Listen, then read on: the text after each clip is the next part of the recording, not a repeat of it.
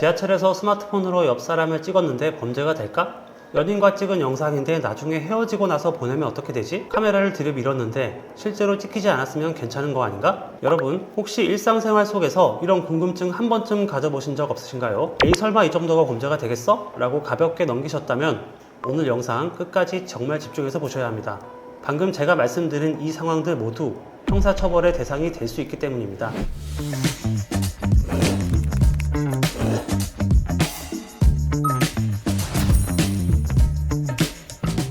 안녕하세요.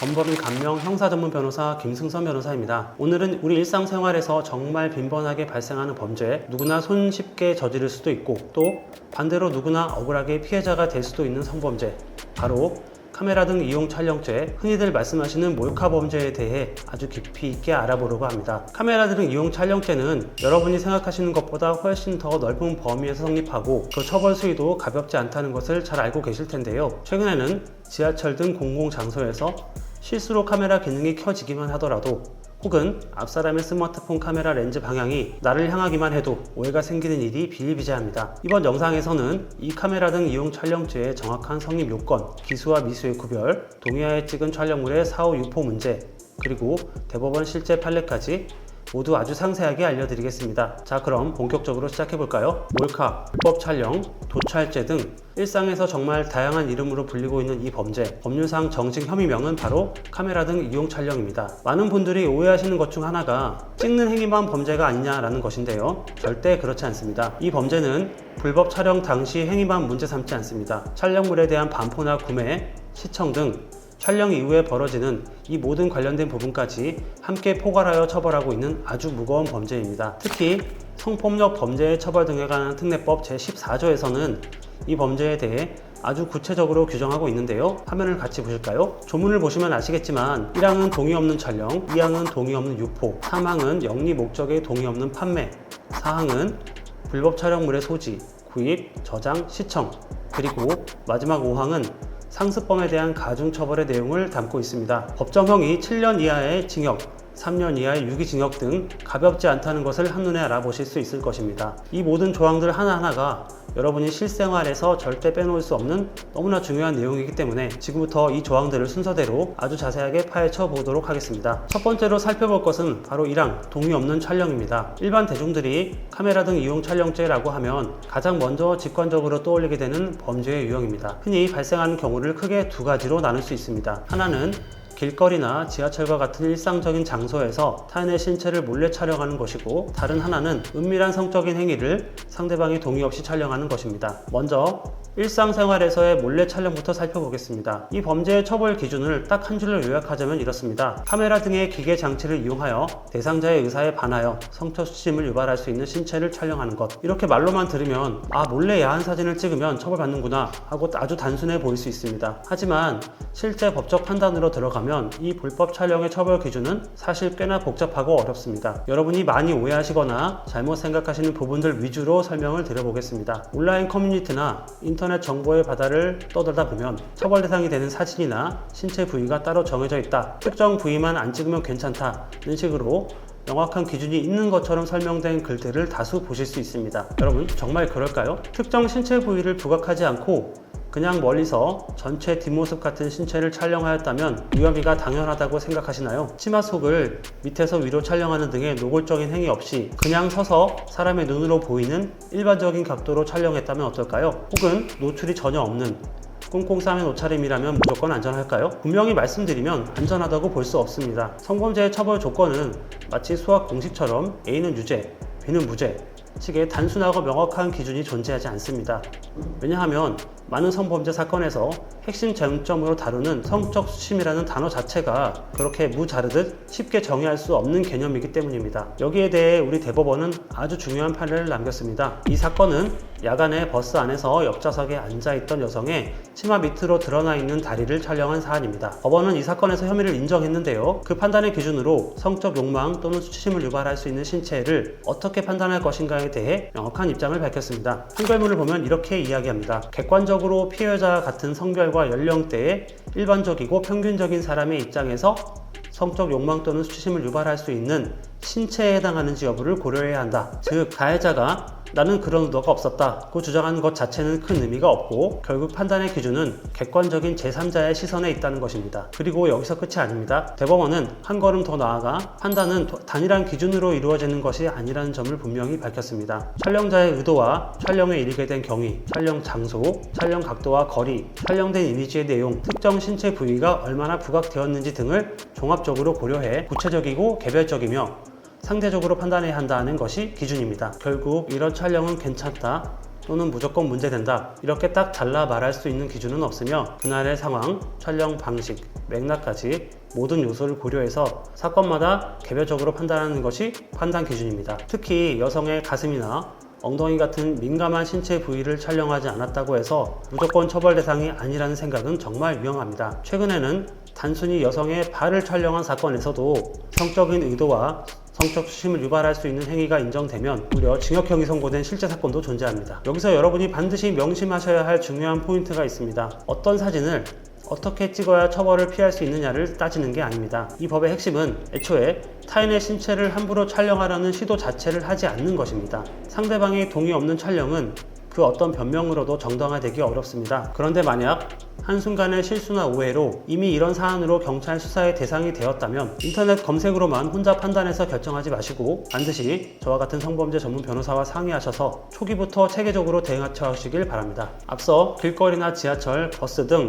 일상 장소를 예로 들어 설명해 드렸는데요. 이러한 불법 촬영 범죄는 화장실이나 탈의실, 목욕탕, 샤워실과 같은 아주 특정한 장소에서도 빈번하게 발생하고 있습니다. 여러분, 이런 특정 장소에서의 범행은 일반적인 카메라 등 이용 촬영 죄보다 훨씬 더 심각하게 다루어집니다. 화면에 보이시는 성폭력 범죄의 처벌 등에 관한 특례법 제12조, 즉 성적 목적을 위한 다중 이용 장소 침입 행위라는 조항에 대해 주목해 주세요. 화장실이나 탈의실 등에 침입하여 불법 촬영을 한 경우 단순 촬영죄에 더해 제12조의 침입죄까지 추가 혐의가 적용되어 처벌됩니다. 이렇게 되면 범죄의 중대성이 극도로 높아져서 경찰 단계에서 구속영장이 발부되어 구속 상태로 수사를 받게 될 확률과 재판에서 실형을 선고받을 위험이 있는 심각한 범죄가 된다는 점을 절대 잊으시면 안 됩니다. 다음은 일상생활이 아닌 성적인 행위를 상대방의 동의 없이 촬영한 경우입니다. 이건 당연히 무조건 처벌 대상이 됩니다. 일상생활에서 몰래 찍은 불법 촬영물보다 훨씬 더 민감하고 성적인 수위가 높은 영상이기 때문에 처벌 수위 역시 대폭 높아지게 되는 것입니다. 상대방이 나와 아무리 가까운 연인 관계라고 하더라도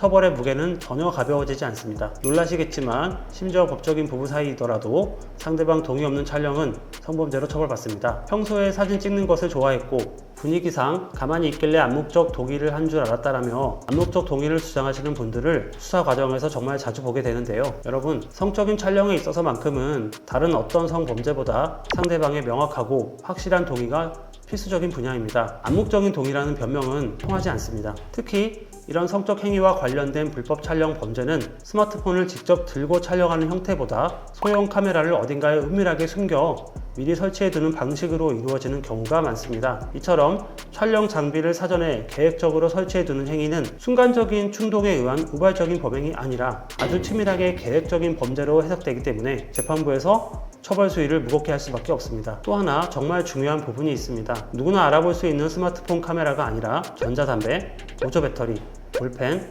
탁상시계, 안경처럼 우리 일상 물품의 형태로 교묘하게 위장된 이른바 위장형 카메라를 사용하는 경우입니다. 이런 장비를 사용했다는 것 자체가 상대방을 완벽하게 속이기 위한 악의적인 의도가 강하게 인정되기 때문에 가중처벌로 인정되는 경우가 많습니다. 그렇다면 차 안에 달린 블랙박스나 집 안에 방범용으로 설치된 홈캠에 우연히 찍힌 경우는 어떻게 봐야 할까요? 많은 분들이 경찰 조사를 받을 때 이건 제가 일부러 카메라를 켜서 촬영 버튼을 누른 것도 아니고 그냥 전원 켜두면 자동으로 찍히는 기계인데 왜 카메라 촬영죄로 문제가 되나요? 라며 억울함을 호소하기도 합니다. 하지만 법에서 중요하게 보는 것은 단순히 수동이냐 자동이냐 하는 촬영 방식이 아닙니다. 어떤 상황에서 어떤 대상이 어떤 의도로 촬영되었는지가 핵심입니다. 따라서 블랙박스나 홈캠이라 하더라도 그 안에서 벌어지는 타인의 은밀한 신체나 성적 행위가 동의 없이 찍혔다면 원칙적으로는 카메라 등 이용 촬영죄가 적용될 수 있습니다. 다만 앞서 말씀드린 시계나 펜 형태의 위장 카메라를 몰래 설치하거나 의도적으로 각도를 조작해서 촬영한 경우와는 사안이 다릅니다. 설치 목적 자체가 방범이나 사고 기록이었기 때문에 합리적으로 반박하고 무혐의나 기소유예를 다퉈볼 여지가 있는 유형이기도 합니다. 즉 같은 기계에 의한 촬영이라도 여러분의 의도성과 당시의 구체적인 상황에 따라 법적 판단이 180도 달라질 수 있는 아주 예민한 영역이라고 보시면 됩니다. 그리고 또 한 가지 빼놓을 수 없는 상황이 있습니다. 성매매를 하는 상황을 이용해서 그 장면을 몰래 촬영하는 것입니다. 이 경우 가해자들은 종종 어차피 상대방 여성도 불법인 성매매를 한 것이기 때문에 자신의 범죄가 들통날까 무서워서 경찰에 절대 신고하지 못할 것이다, 이렇게 스스로 생각하고 괜찮겠지 하고 넘기는 경우가 많습니다. 그러나 여러분, 이 생각은 정말 치명적인 착각입니다. 물론 성매매 역시 성매매 처벌법상 처벌 대상이 되는 불법행위가 맞습니다. 하지만 여러분이 저지른 불법 촬영 범죄가 죄질이 더 무겁게 평가되며 처벌 기준 또한 더 엄격하게 적용됩니다. 특히 상대방이 처벌을 감수하고 신고에 나선다면 불법 촬영뿐 아니라 성매매 혐의까지 함께 적용되어 더 무거운 처벌을 받을 수 있습니다. 이제 두 번째 핵심 조항인 14조 2항 동의 없는 유포에 대해 알아보겠습니다. 상담을 하다 보면 실제로 많이 나오는 이야기가 있습니다. 저는 분명히 찍을 때 상대방에게 동의를 받았는데요, 서로 합의하에 찍은 영상인데 왜 유포죄가 되나요? 입니다. 최근에는 젊은 연인 관계에서 서로 합의하에 추억을 남기기 위해 성관계 장면이나 신체를 촬영하는 경우가 늘어나고 있습니다. 성인 간 합의하에 자발적으로 이루어진 촬영 그 자체는 원칙적으로 위법행위에 해당하지 않습니다. 다만 여기서 절대 간과해서는 안 될 가장 중요한 부분은 바로 촬영 이후의 행위입니다. 피해자가 동의한 것은 어디까지나 나와 단 둘이 보는 조건 하에 촬영을 하는 행위 그 자체에 한정되는 것입니다. 그 촬영물을 인터넷에 올리거나 단톡방에 유포하거나 친구에게 전송하거나 판매하는 것까지 허용한 것으로 볼 수는 없습니다. 실제로 성폭력처벌법 제14조 2항에서는 촬영 당시에는 동의를 받았더라도 사후에 동의 없이 유포하는 행위를 완전히 별도의 범죄로 엄격하게 규정하고 있습니다. 때문에 아무리 사이 좋을 때 합의하에 촬영된 영상이라 하더라도 나중에 헤어지고 나서 홧김에 혹은 실수로라도 타인에게 유포가 이루어지는 순간 전혀 다른 차원의 심각한 법적 문제가 발생하게 됩니다. 여러분, 불법 촬영이 그 자체에서 그치는 경우와 그 영상이 외부로 유포로까지 이어지는 경우는 피해자가 겪는 고통의 규모 자체가 완전히 다릅니다. 하늘과 땅 차이라고 보셔도 무방합니다. 유포는 대부분 카카오톡, 텔레그램, 불법 사이트 등 온라인을 통해 확산되는 디지털 성범죄로 직결됩니다. 온라인의 특성상 한번 퍼지기 시작하면 복제와 재유포를 거듭하여 그 범위와 속도를 누구도 예측하기 어려울 정도로 종잡을 수 없는 피해가 발생할 수 있습니다. 특히 자신의 은밀한 성적인 촬영물이 유포되어 불특정 다수, 심지어 지인들이 볼 수도 있다는 사실만으로도 피해자는 세상을 살아갈 용기를 잃을 정도의 극심한 공포와 불안감, 우울증을 겪게 됩니다. 그 정신적 파괴력은 일반인이 쉽게 가늠하기 어려운 수준에 이릅니다. 그렇기 때문에 우리 법원도 동의 없는 유포 행위는 단순 촬영보다 훨씬 더 무겁고 악질적인 범죄를 평가하며 실형 선고 비율이 매우 높은 결코 가볍지 않은 처벌을 내리고 있습니다. 이어서 14조 3항 동의 없는 판매에 대해 조금 더 알려드리겠습니다. 단순히 지인에게 영상을 보내는 일반적인 유포와 다르게 돈을 벌기 위한 영리적인 목적, 즉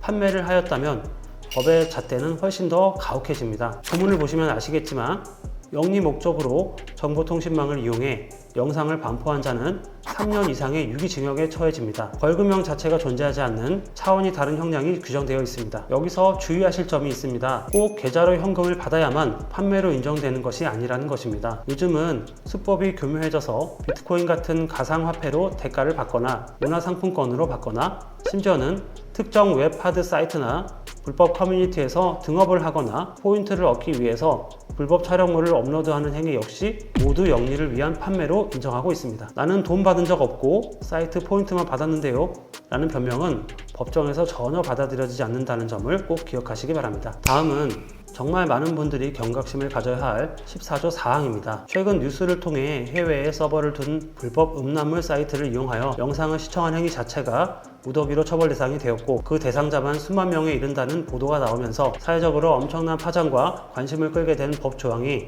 바로 이 성폭력처벌법 14조 4항 이른바 소지, 구입, 저장, 시청입니다. 여러분, 이 조항이 2020년에 이른바 N번방 사건 등을 겪으며 사회적 공분이 극에 달했을 때 성폭력처벌법 등이 대폭 강화되면서 새롭게 신설된 조항이라는 점을 알고 계셨나요? 즉 2020년 이전 과거에는 불법 촬영물을 직접 촬영하고 유포한 사람만 처벌 대상이었고 그 촬영물을 돈 주고 구매하거나 다운로드해서 시청한 사람들은 도의적인 비난을 받을지언정 형사처벌 대상은 아니었습니다. 하지만 이후 법이 바뀌었습니다. 시청하고 소지하는 수요가 있기 때문에 공급 범죄가 근절되지 않는다는 판단하에 이제는 보는 것 자체도 엄연한 불법 행위이자 무거운 성범죄로 처벌된다는 점을 절대 간과하시면 안 됩니다. 아직도 예전 법령만 생각하시면서 에이, 인터넷에서 음란물 하나 다운받아 봤다고 성범죄자로 감옥에 가겠어? 라는 아니란 생각을 하신다면 정말 위험천만한 생각입니다. 여러분이 본 영상이 성인이 연기한 단순한 합법 음란물이 아니라 누군가의 피해가 담긴 불법 촬영물이거나 특히 미성년자 성착취물이었다면 단 1초를 시청한 것만으로도 혹은 스마트폰 갤러리에 저장만 해 두었어도 심각한 성범죄 전과자가 될 수 있습니다. 이와 관련해서 해당 부분에 대해 더 자세히 다룬 저희 채널의 다른 영상을 우측 상단에 가드로 띄워드리겠습니다. 불법 촬영물 시청편 영상인 음란물 하나 다운받았다가 전과자 될 뻔했습니다. 영상을 꼭 한번 참고해 주시기 바랍니다. 마지막으로 살펴볼 조항은 14조 5항 상습법 가중처벌입니다. 제가 변호사로서 수많은 카메라 등 이용 촬영 사건을 변호하고 상담하다 보면 느끼는 공통점이 하나 있습니다. 길을 가다가 정말 우연한 기회에 순간적인 호기심으로 처음 딱 한 번 불법 촬영을 하였다가 운 나쁘게 발각되는 사건보다는 오랜 기간 동안 수백 건의 불법 촬영을 반복적으로 하다가 꼬리가 길어져 결국 적발된 사건을 훨씬 많이 보게 된다는 것입니다. 이 카메라 등 이용 촬영 범죄는 굉장히 무서운 특징을 가지고 있습니다. 처음에는 호기심에 시작하지만 범죄가 발각되지 않으면 묘한 스릴과 쾌감을 느끼게 되고 시간이 지날수록 시각적으로 더욱 강한 자극을 찾기 위해 범행의 대담성과 수법이 계속 진화합니다. 그러다 결국에는 덜미를 잡히게 됩니다. 그런데 이 상황에서 스마트폰이나 PC, 외장하드 등에 대한 압수수색 그리고 철저한 디지털 포렌식 수사가 이루어진다면 과연 어떤 결과가 나오게 될까요? 삭제했던 데이터까지 모두 복구되면서 숨겨져 있던 엄청난 양의 여죄가 낱낱이 밝혀집니다. 이때 발견되는 불법 촬영물의 수량과 수위가 상상을 초월하는 엄청난 사건들이 꽤 많습니다. 적발된 한 사람의 PC에서 나오는 촬영물의 개수가 수백 개인 경우는 매우 흔하며 심지어 수천, 수만 개 이상 누적된 사건들도 실무상 적지 않게 보게 됩니다. 이처럼 불법 촬영 범죄는 반복적으로 이어지는 경향이 있으며 시간이 지날수록 타인의 권리를 침해하는 범죄라는 인식조차 흐려진 채 일상적인 습관처럼 범행이 이루어지는 위험한 상황까지 이르기도 합니다. 따라서 법은 이러한 행위의 위험성을 고려하여 상습적 불법 촬영 행위에 대하여 원래 정해진 형의 2분의 1까지 가중하여 1.5배로 가중하여 매우 엄하게 처벌하도록 규정하고 있습니다. 요즘은 어린 유치원생부터 나이가 지긋하신 어르신들까지 대한민국 국민의 대부분이 고화질 촬영 기능이 탑재된 스마트폰을 24시간 손에서 놓지 않고 있습니다. 인스타그램과 같은 개인 SNS나 유튜브 등 개인 플랫폼에 브이로그 영상을 업로드하기 위해 혹은 사랑하는 지인들과 예쁜 카페 사진, 음식 사진 등 일상을 실시간으로 공유하기 위해 우리는 거리에서, 음식점에서, 헬스장 같은 운동시설에서, 심지어 회사에서도 수시로 다수의 촬영을 하고 있습니다. 즉, 카메라 촬영 자체가 우리 삶과 일상의 매우 자연스러운 일부가 된 것입니다. 하지만 이렇게 우리가 너무나 친숙하고 일상적으로 사용하는 작은 카메라가 한순간의 잘못된 선택이나 실수로 인해 타인의 인격을 짓밟는 무서운 범죄의 도구로 평가될 수 있다는 점을 항상 반드시 가슴에 새기고 인식하셔야 합니다. 거듭 강조하지만 카메라 등 이용 촬영죄는 가벼운 호기심이나 장난, 수임기매한 실수라는 변명으로 간단히 덮을 수 있는 성범죄에 해당하지 않습니다. 법적 책임 또한 점점 강화되는 추세입니다. 만약 관련 혐의를 받게 되셨다면 반드시 사건 초기부터 성범죄 전문 변호사와 먼저 상의하시고 법률적인 도움을 받으시길 바랍니다. 오늘 제가 준비한 내용은 여기까지입니다. 카메라 등 이용 촬영죄에 대해 평소 가지고 계셨던 오해와 궁금증들이 조금이나마 해소되셨기를 바랍니다. 혹시라도 관련 사건으로 억울한 입장에 처하셨거나 전문가의 명확한 법률 상담이 필요하신 분들은 주저하지 마시고